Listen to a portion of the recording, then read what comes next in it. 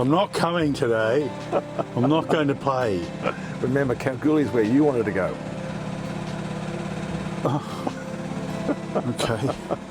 You didn't want to go to Kalgoorlie? Yeah, I'm happy to go Kalgoorlie. It's your special. This is your special destination. It's my special day. This is your request. I want to go and see the super pit, or the big pit. I think it's the super pit. Super pit. It's called the super pit. The super pit, the biggest hole in the world. And I've forgotten the details, but they have extracted a monumental amount of gold out. But by the time we get there, we'll know all of We that. will, because it's all on the phone. It's on his phone I'll have a already. Andrew, we are at the Caiguna Roadhouse, and we decided that we would do this video this morning with a truck in the background, because this is why. And in the foreground. Well, and in the foreground, but the truck in the background's the one that's got a generator running, and the reason we're all here is because of the trucks that go across the Nullarbor. Everything that goes east to west comes through Caiguna Roadhouse. It is actually quite interesting just sitting here and watching the truck movements. But the real point is that generator goes all night. Yeah. And the trucks come and go all night. And we're staying just there. Yeah. But that actually didn't bother me too much. Between that and the gurgling toilet. Yeah, the gurgling toilet. It's the worst accommodation. But It really is. I told them about the gurgling toilets, and they said, like, no, not at all. They go, oh, no one's ever mentioned it before. I said, well, maybe they haven't been to places that don't have gurgling toilets. They think that's why they're supposed to work. I said, I think it's a sign of a impending problem that you might have. Well, I don't think it's impending. If you look around the back, there is a massive amount of standing water all around the back behind our. The sooner we get out of here, the better. Well, from a health point of view. Very, very good segue into, well, where the hell are we going? We're going west. Just for a bit of a... For another 1,000 kilometres. Just shake it up a little bit. That's 565 today. Yeah, it's a big day. Yesterday was 540, so it's another 20 Ks. Yeah, it might be our biggest day. So we're going basically... Because I wanted to go to Kalgoorlie, I know. It is. The truck. Well, actually, Esperance is the same distance. So we were going to Esperance, we're now going to Kalgoorlie. We basically go straight and you hang a right at Norseman and up to Kalgoorlie. It's simple instructions. Sounds great. You learned a few things about Caiguna last night. Caiguna, Caiguna. This roadhouse actually was established in the early 60s, and it was established basically to facilitate the movement of people from the East Coast across to the Commonwealth Games, which are taking place in Perth. Super interesting. You sound like that was boring. That's super interesting. The Commonwealth Games. How many people wanted to come? There would have been 10 Why or 8. didn't they There would have been 10 or 12 cars. For sure. Oh, okay, well there's only Back in the 60s. Back in the 60s. 2, 4, 6, 8 units that I can see. Yeah. So maybe. Oh, no, that's a donger probably for the staff. But yeah. The other thing we've learned about roadhouses is they're generally staffed by young women from Europe, Germany, France. Yeah, they're all here on their 454 visa or whatever it is. You'd know the number. Yeah, but not. Well, you've got to do regional service, and we had a German girl yesterday telling us in no unclear terms that she was here to stay. She said, picking fruit is slavery. She said, Australians won't do it, why should we do it? It's slavery, I'm not doing that. Working in a roadhouse in the middle of nowhere. Under travel things. Yeah. But they're not being paid per punnet or per pot done. They're being paid an hourly rate. She was very attractive hourly rate and very good condition. I think she was particularly... If Fair Work Australia is listening, because I know they do. In full compliance. In full compliance with everything. Every law ever passed is complied with. What else have you got for me? This is actually not... Oh, we're going to Balladonia. Oh, so today's the big day. The 90-mile We've got the 90-mile straight, which is 146 kilometres. 146.6. Dead straight road. It's actually 91.1 I hope there's a sign to point it out, because I don't think I'm going to notice the difference. Because I watched a video last night of someone going along it. There you are, not us. A little sneak preview. It was a sneak preview, and they did a time-lapse of the 91.1 mile. That would have been interesting. It was so boring. Yeah, I was going to say. You've got to know when to use. I kept expecting something to happen. No. And didn't. That's the whole point. But that's what's going to happen for how long? Yeah, 140, an hour and a half. An hour and a half today of us doing nothing. We won't. I promise you, we won't do a time lapse of that. Balladonia. We're stopping in Balladonia. That's at the end of the strait. Balladonia is where Skylab fell in the 70s. That's going to be a highlight of the day. That is going to be Skylab Museum. Yep, they've got a piece of Skylab. This is for James particularly. I think Balladonia is a sister city of Bungonia, the place If it isn't, you've just made it. the place near Goulburn that we have found that we thought Where they have a wonderful sounded like Country Women's Association cafe. they do. They probably where won't in Balladonia. You get an equal dose of but we thought it was cream like and a Peter advice. Sellers town. You know, It was a bit weird. like just a made-up name, Bungonia. Well, Balladonia sounds just the same. So there you go, James. And then really, I know you watch. there's not much between Norseman and Kalgoorlie, other than probably gold mines. Straight road. And gold mines. And then to Kalgoorlie tonight at the Palace Hotel. The fancy hotel, apparently. Oh, it was built. It was the objective when designing and building it was to make it the best. Maybe they even used the word fanciest hotel in Kalgoorlie. Well, I'm glad that we're saying that because we have racked up some credit points for fancy hotels. Last night was. It's a special place. When I mentioned the toilet problem, I didn't mention the fact that the linen wasn't clean either. No. It was very... Pillow slips. Yeah. Were not clean. It was like muddy and stuff. The towels are a bit muddy. Not a great deal of care has gone into the maintenance of this place. But anyway, you know what? It's better than a tent.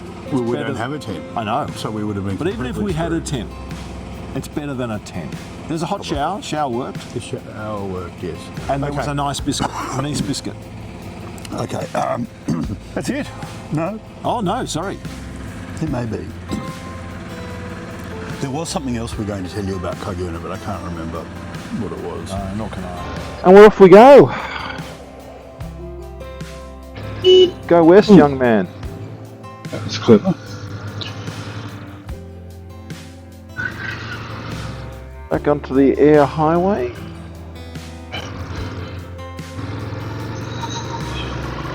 Oh, it really is to start here. Well, we're going to get a photograph here. We're on the Eyre Highway, the longest strait in the world, 146.1 kilometres, I think. I could just take my hand off the handlebars and sit like this for the next 1.5 hours. There we go. Rob? Yes, Andrew? What do you like about your bike on this type of trip? I like everything about my bike. Have I ever mentioned you I really like my bike? I think I've often heard you use the word love. Love my bike.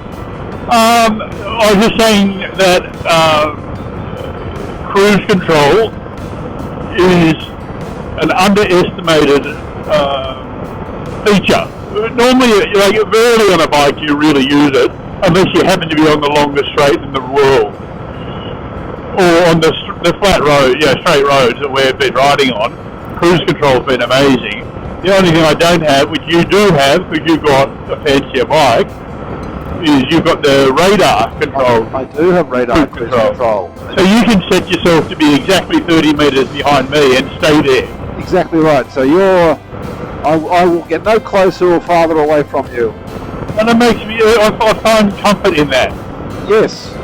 On both elements. Means I'm unlikely to run up your ass. Yep. Unless the cruise control fails. And you're unlikely just to disappear off into the distance. That's right. Unless you see something worth photographing.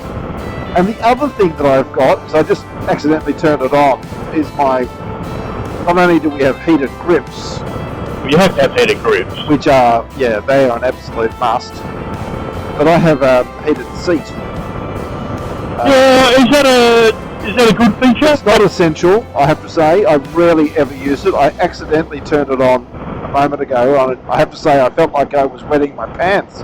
Yeah. Thought I might have lost control over my bladder, but no, it was the heated seat working. We're just leaving the rest stop here on the way to Balladonia. Oh no, we've made it to Balladonia. And we're here in Balladonia. Oh, people are funny, aren't they? Oh, they're just hilarious. How do they know to bring them? I'd say that it's not their first rodeo, and they've remembered to bring a gnome with them on the next trip. Do you want a gnome, Rob? No, I don't think you're allowed to take them. Just put it here. That's got scissors. It's got what? Oh, it's got scissors. Thank you. I think that must have. I don't know which of the 7 dwarves that would have been. What about the Snow White one? No, that was pretty good. She's got a She's got a G-string. A homemade. She's got a G-string. Bra on. Oh, she's got a homemade bra. Yeah, somebody's knitted. Somebody's crocheted. Oh, that's not painted on. That's amazing. No, that's real. One of the cheap thrills that we have on the Eyre highway is when a danger wide load warning vehicle comes past. Let's try and guess how big a load the truck will actually have. Oh yeah, that looks wide enough for me. What the hell? Wow, it's got a push me pull you. It was a Christo wrap? A Christo wrap, but you see there was a truck pushing it as well. Oh no, I didn't see that.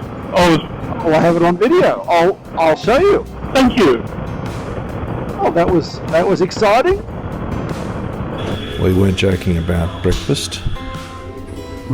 I said we weren't joking about the breakfast offerings.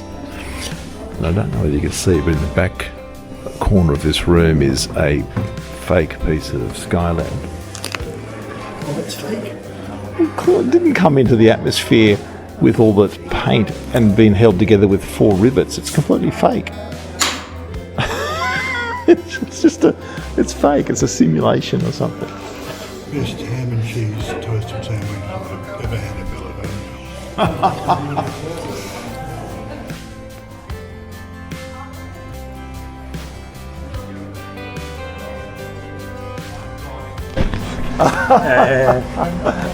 Not the fake West Australian one. Yeah, that's right. When I was there, they often said, "Where do you come from?" Denmark. And why are you traveling then? You know.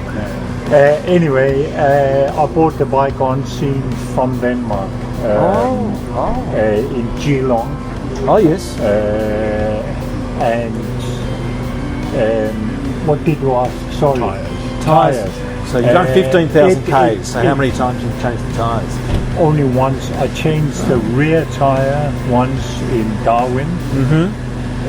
Excellent shop there called Cyclone. Okay. Cyclone, if you are. Yeah, we're going up it's there. It's a Honda dealer, but I'm not sure whether they used to be a BMW dealer as well. Okay. Anyway, they really gave me fantastic service. The front tyre is still good. The bike had only done 500 Ks in 3 years. Oh wow. So it had 570 kilometers and it was a 22 CRF 300 rally. Yeah. And you've done 15,000 kilometers on it. Yeah, so the front tire, and it'll be good for, I'll need to change it when I get to Adelaide, but then it will have done 19,000. Yeah. Wow. And then you'll sell it and go back to Denmark. Yes. You're going to come and have a look at it. Yeah.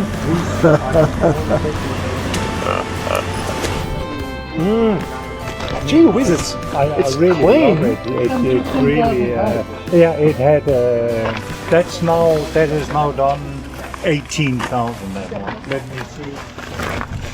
It's outrageous. It is. Are you regularly washing it? Yeah, not regularly. It's very clean. I do wash. You do look after it. Wow. It's nicely set up, actually. So I've done 18,299 minus the 500 that he already done. Do you know Norley from Itchy Boots? Yes, of course. look at that one. When I bought the bike, the guy gave me the key. And then I said, "What?" Because that's actually her bike.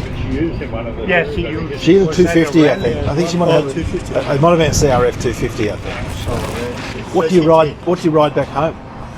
Yeah. What do you ride there? Oh, at home I have a BMW, very unusual bike, a G650 cross country. I beg your pardon? Do you get lonely?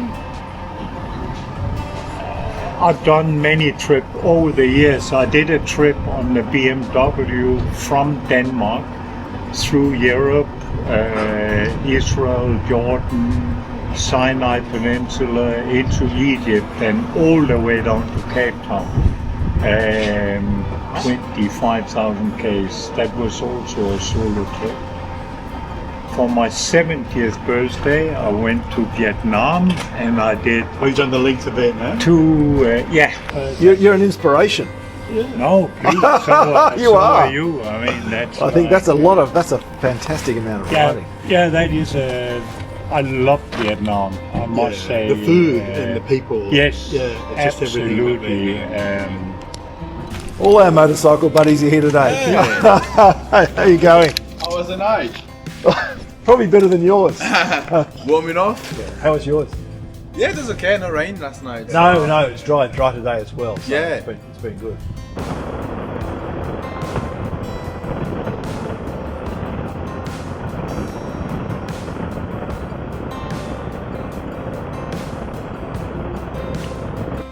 Oh my goodness, What's that? it's very red to the left. I'll say. Oh wow! Oh my gosh! Oh, this is a good place to stop. It's a lake or something. Not a lake, it's Southern Hills Designated Rest Area. Oh no, that's not telling us very much.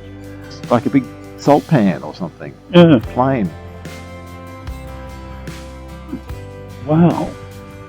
Super red. Oh.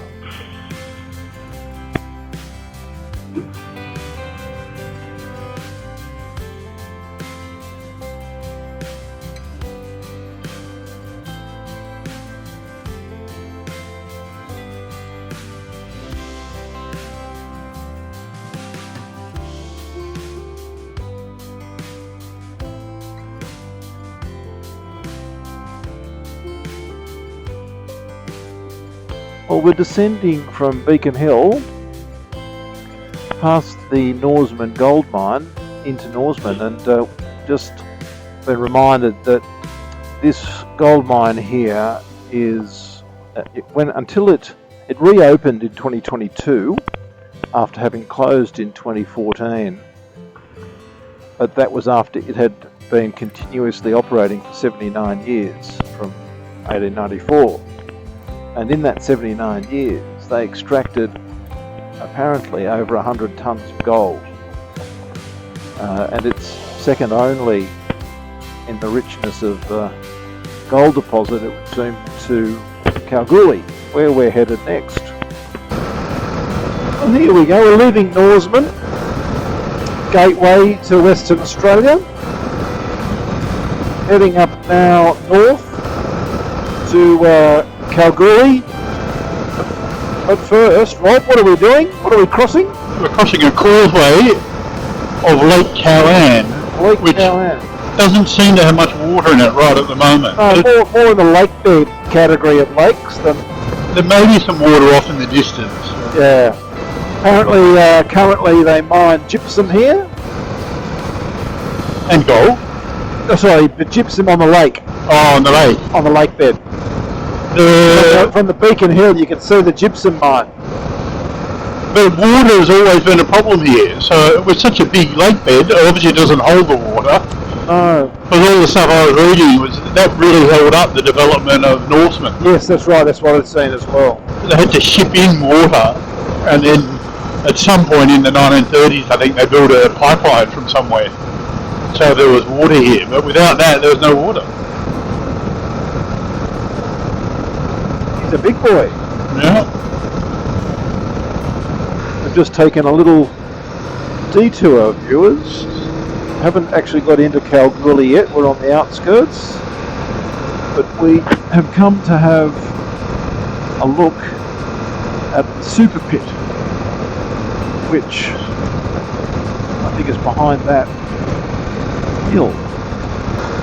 Oh, I wonder if we go up that little road. What was that, sorry? I wonder if we go up. We couldn't possibly be going up that little road. That'd be too exciting. Yeah, we are. It says Super Pit Lookout. Oh, oh, it does too. This goes right up the outside. How fun is that going to be?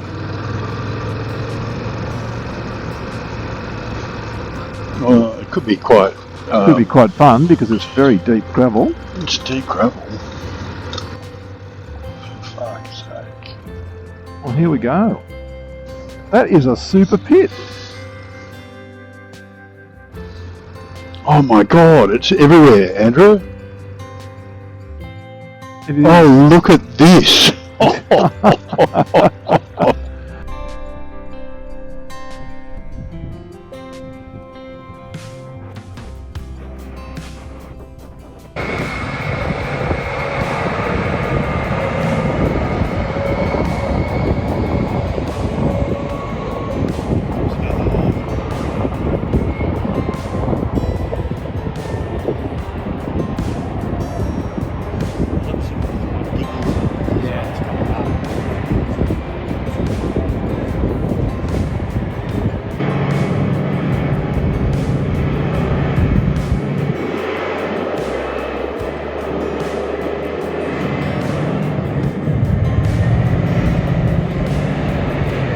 I was going to say, thoughts about the super pit.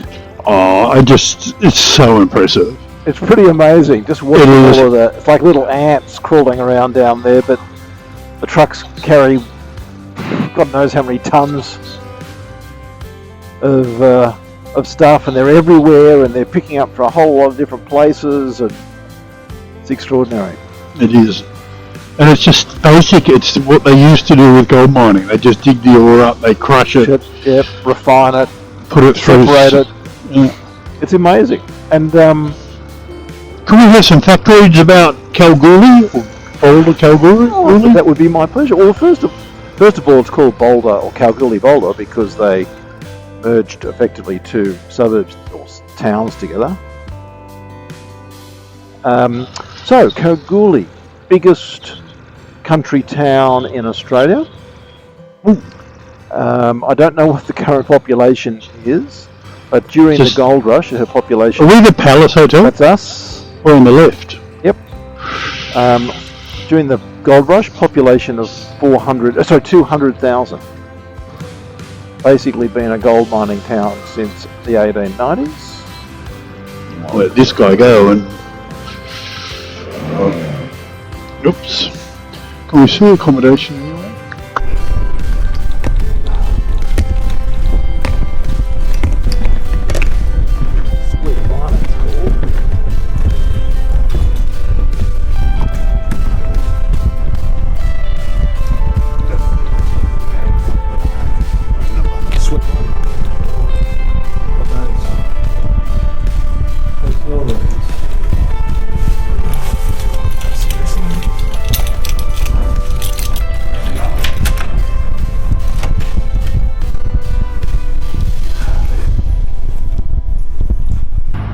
Down there on the corner is the Palace Hotel, where we thought we were staying. We're actually staying in their suites or apartments in this quite beautiful old building called Palace Chambers, and we're in the one that's farthest away from the hotel, which is a bit of a pain carrying all of our gear, but it's big.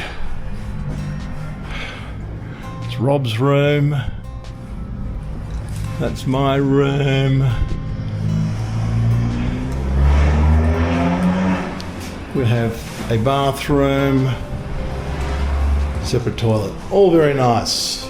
We're only here for one night, doesn't really matter, but at least there's enough room for us to move around. So Rob, we're here in the Palace Hotel in Kalgoorlie.